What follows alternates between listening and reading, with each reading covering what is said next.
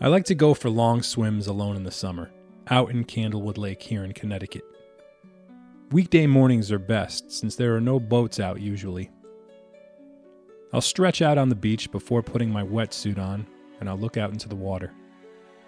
Ducks swimming, the occasional fish jumping, blue herons waiting to catch their breakfast, and the soft, soothing sound of tiny waves against the shore. It's beautiful. Looking out over the 11-mile-long lake does occasionally make my mind wander, though. What things might be lurking under the surface? What if I run into a water snake or a large fish? What if I have a freak medical incident and nobody around and I drown? I don't know. I'll walk out into the water and I'll start kicking at small fish that try to bite my feet as I wet my goggles so they won't fog up after I put them on. When I'm ready, I'll take a deep breath and dive headfirst in the direction of my morning swim. Then when I'm about 50 to 100 yards away from the beach, I swear I can start to see shadows in the water around me. It can be an unsettling thing, but I just keep swimming. After all, stopping won't do anything to save me from my fears.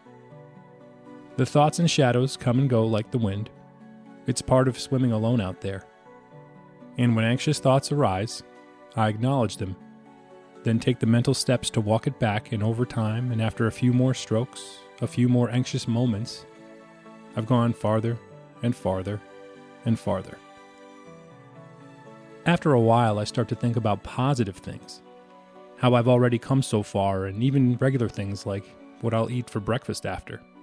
The anxiety starts to fade, almost as if it's gotten tired itself after the attempts it's made to try to dissuade me from my swim. I didn't always push off fears and anxieties like this. Far from it, actually.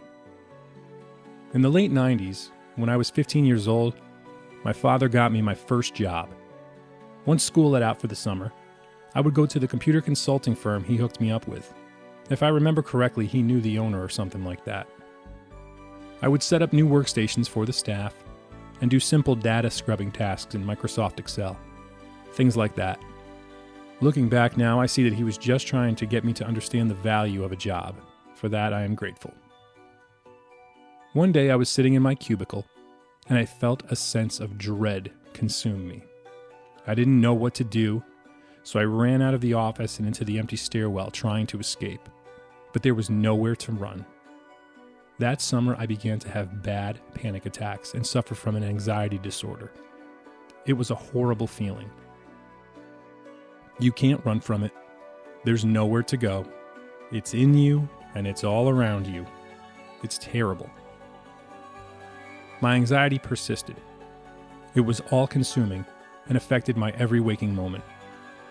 I was sent to the doctors by my parents, who were obviously worried, and a psychiatrist to talk to. I was prescribed medications to, quote-unquote, help me feel better, and began to have discussions with a therapist to get to the root cause.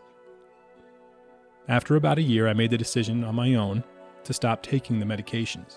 I just stopped taking them, which I'm told you should not do. They just made me feel numb. I remember having withdrawal symptoms. I had the sensation of tingling teeth. I would find it hard to sleep, and I wasn't able to focus much either. Now, these types of drugs can assist many people get to a state where they can begin again, and I'm not saying I don't believe in them, but they are far from a cure for anxiety, in my opinion. To cure something means you must resolve the issue. One day, I started having talks with a new psychologist who taught me how to deal with the anxiety on my own. A cause and effect method that I could utilize whenever I felt the fear building inside of me.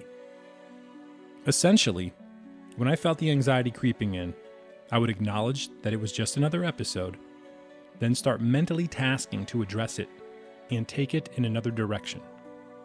I would feel it coming, understand it's okay and that I had been there before. Then I would take the mental steps to walk myself back to a baseline. And after repeating this for months, my panic attacks began to subside. I would go longer stretches where I didn't feel anxious at all.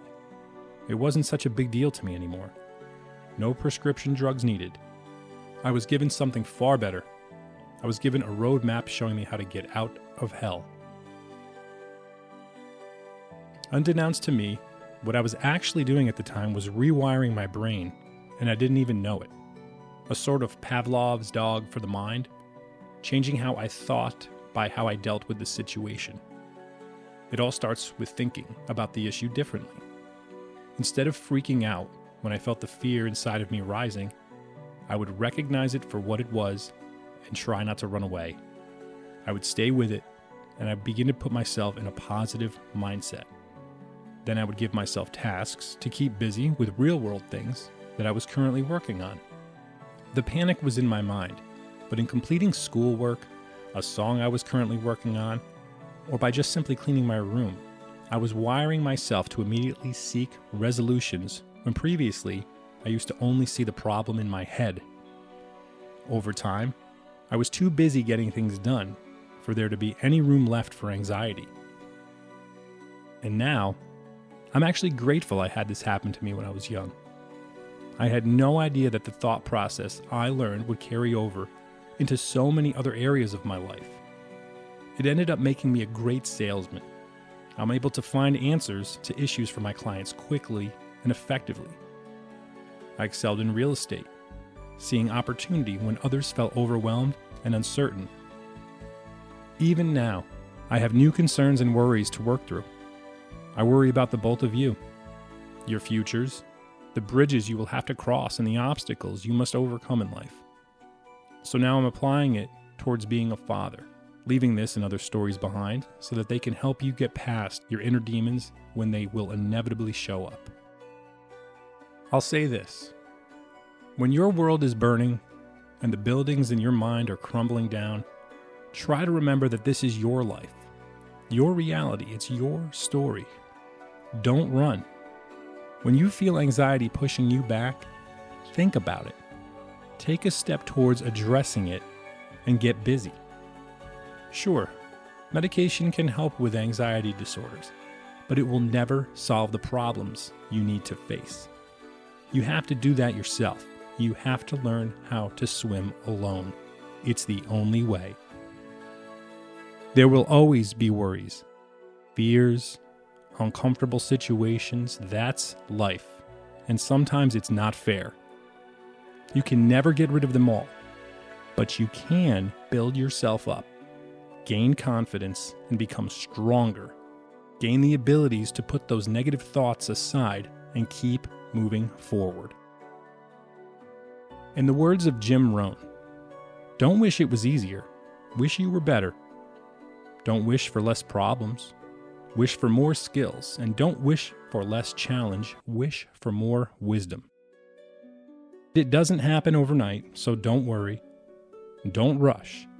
Keep swimming. You'll find that the shadows you see in the water beside you are often only in your head. You'll be back on the beach in no time.